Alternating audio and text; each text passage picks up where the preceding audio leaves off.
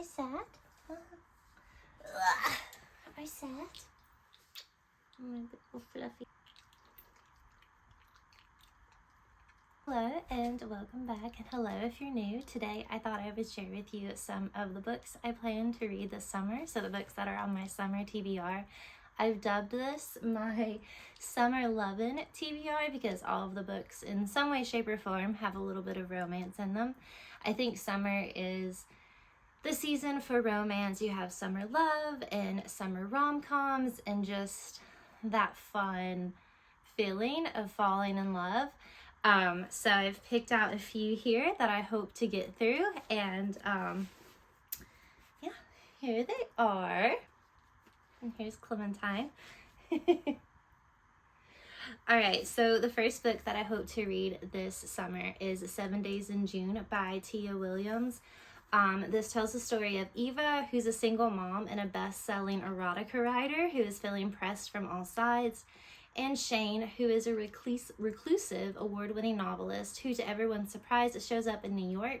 Shane and Eva meet unexpectedly at a black literary event and sparks fly, but what no one knows is 15 years earlier, teenage Eva and Shane spent one crazy, torrid week madly in love and have been secretly writing to each other in their books ever since. I think that this sounds so much fun and just really entertaining, and I think the romance will be really great, but I also feel like there'll be a lot of depth to this one. When I went to check out at Barnes & Noble when I picked up this book, the girl working at the counter who checked me out said that it was very good, so I am so excited for it, and I also just think the cover is really, really beautiful too. Speaking of beautiful covers, I love anything that is pink, so I have Red, White, and Royal Blue by Casey McQuiston. This tells the story of Alex, whose mom is president of the United States, so he's the American equivalent of a young royal. He's handsome, charismatic, and genius. His image is pure millennial marketing gold for the White House, except Alex doesn't get along with the actual prince across the pond, Henry, so tabloids get a hold of a photo involving a Henry and Alex altercation, and it kind of makes some like US and British relations turn for a worse. So basically their family PR teams stage a truce, and they have to have a fake Instagrammable friendship to kind of cover up for the altercation, and obviously it turns into more. I'm really excited for this one. I've not seen the movie, but I think the movie came out last summer, and I remember I had to have this book, and I went and bought it and then sat it down and never picked it up. But I'm very, very excited to read this one, hopefully really soon. Next, I have Abby Jimenez's Just for the Summer. I've seen this book everywhere, and I just finished Yours Truly, which I loved, so I have high expectations for this one. I also think this is a really beautiful cover, and I love how it like transfers over into the spine. Ugh, so good. But it says, when it comes to love, Emma is cursed. Every guy she dates finds his true love after they break up. But it turns out she's not the only one afflicted with this condition. So his name is Justin. And the two of them come up with a plan to date each other, and then their curses can cancel out. Only Justin wasn't supposed to be so unbelievably cute and hilarious. This also just sounds like, hello. This also just sounds like it's going to be really fun, and it's going to have some depth to it as well. Again, I loved Yours Truly, so I have high expectations for this one. Next on here, I have a reread, which is Beach Read by Emily Henry.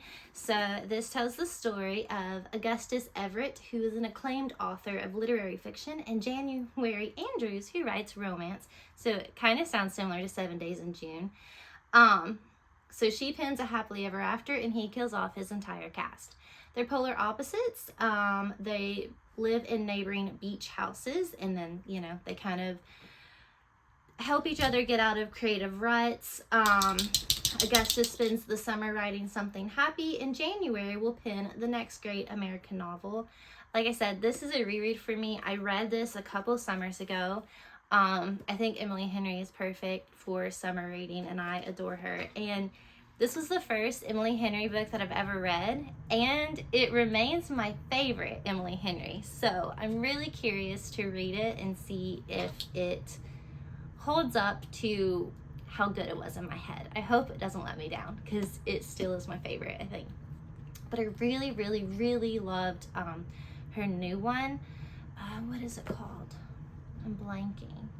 Funny Story. I loved that one too, so it might take top spot if this one doesn't live up to what I remember it being in my head. And then lastly is a duology, so it's Divine Rivals and Ruthless Vows. So I've already read Divine Rivals, and I'm right here. So I'm about halfway through Ruthless Vows.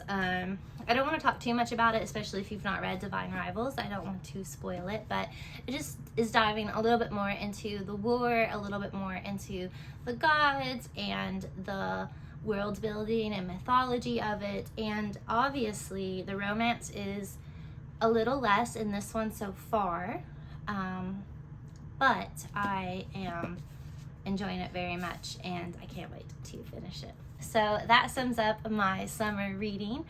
I hope that you enjoyed this video, and hopefully it gives you some summer romance ideas for yourself.